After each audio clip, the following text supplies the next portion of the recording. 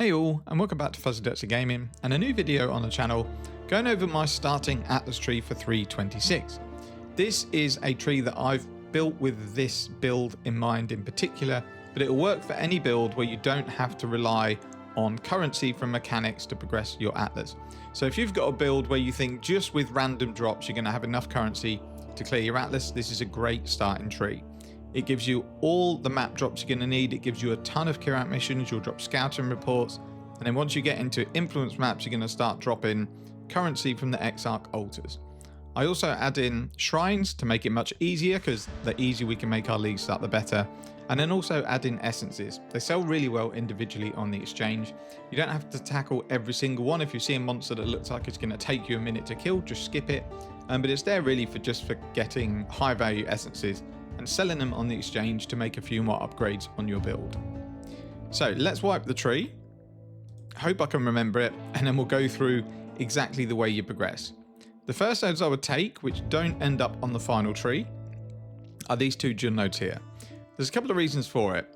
Veiled items are sometimes really good and powerful. You might be able to use them on your build or sell them. We no longer unveil the crafting recipes anymore, they come from maps. The main reason for taking these nodes are the XP that you get when you interrogate members of Expedition.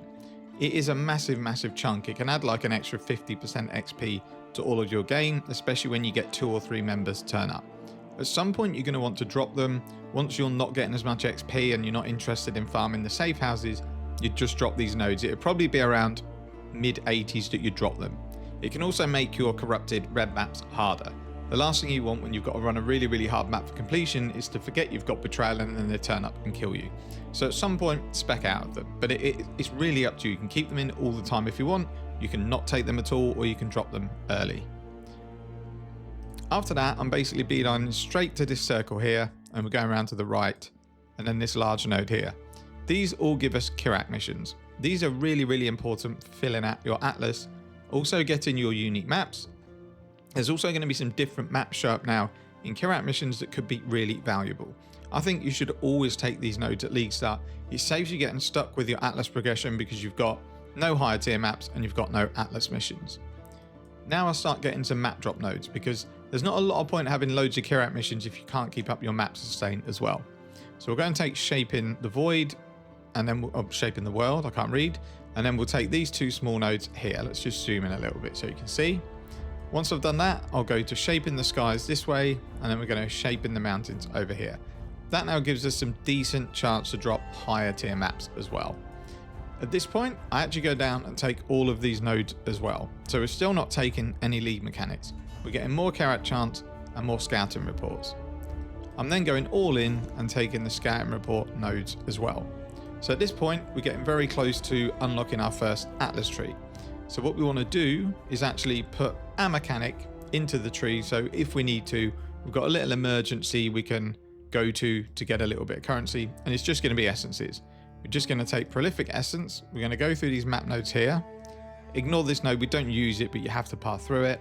And then we're going to go get more essence nodes.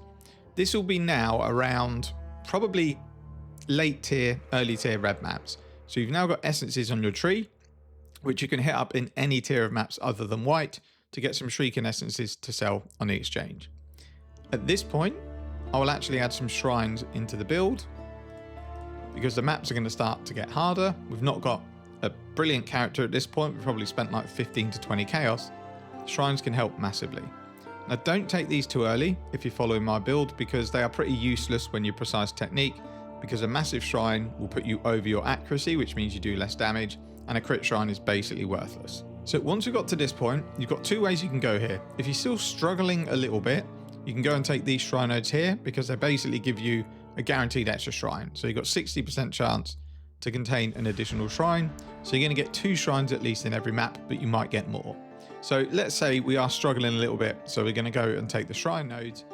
We're now at a point where we're probably T13 maps and we're getting close to completion. We're now going to go all the way over the left here, and we're going to take these Exarch nodes here. If you really don't mind dying, take Wrath of the Cosmos. It will give you more rewards. And then we're going to come and take Light of Dawn, and we're also going to take these influence pack size nodes here.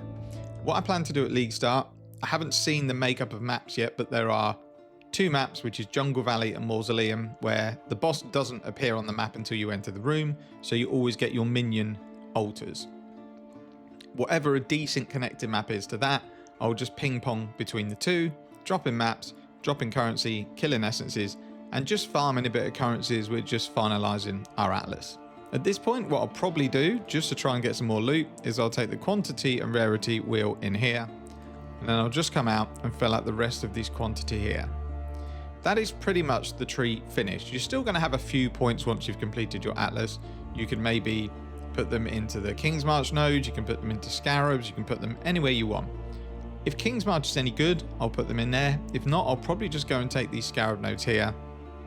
And then every time I get an extra point, I'll just throw it into scarabs. And that's kind of all I'm going to do with that tree. I will then keep that to be my altar farming and map sustain tree. Much later on, once you've used your second and third trees and filled them with mechanics, you're going to probably be swimming in currency anyway, so it's not going to be the end of the world if you need to respec. But it shouldn't really be that much to respec. You're probably going to want to keep shrines anyway if you're doing a tough atlas mechanic. Most of the time you keep the quantity and the rarity wheel. Again, some of the map nodes you're going to keep. You're probably just going to respec out of all the Kirak and all of the scouting reports, and then take whatever mechanics you want. You may spec out of the altar nodes as well if you weren't interested in those, but you can reuse this tree for fairly cheap. I'm not going to bring out a second and third atlas tree at this point because I don't know A, what mechanics are going to be profitable, and B, what I want to farm. Things that I want to look into are the King's March nodes to see if King's March is actually any good. I'd also quite like to test out the new Betrayal. I would like to test out the new Breach, but I've no idea whether any of them are going to be particularly profitable. There's not many mechanics that I just don't like running, so I'd rather look at what makes more money and then run something that I both enjoy and makes a ton of currency. If you don't mind what mechanic you run, Expedition is always going to be money because Tusion will give you raw currency. If you're decent or semi-decent at rod crafting, you can make a ton of currency there as well. You can sell or run logbooks. It's always a good thing to do at League Start, and it's always worth currency. That's kind of it for the video. It's just a very quick one to go over my first Atlas tree for the League. I'm not sure there's many more videos I'm going to bring out before League Start. I may bring out a video on how to craft some endgame gear for the Frostblades build, but I think what I might do is wait until I see what new stuff is in the game and then bring it out. I plan to blast at League Start. I'm going to get my campaign done in around 4 hours. I'm in the UK, so it will be 9 o'clock in the evening. I'll clear my campaign, I'll go to bed, I'll get up, and then I plan to have my 4 void stones and be farming by the end of the next day. So on the Sunday, I can probably bring out a crafting video. So hopefully I'll beat most people there. If you get there ahead of me, then you probably don't need any advice on how to craft because you're obviously blasting already. Thank you very much for watching. Take care and see you in the next one.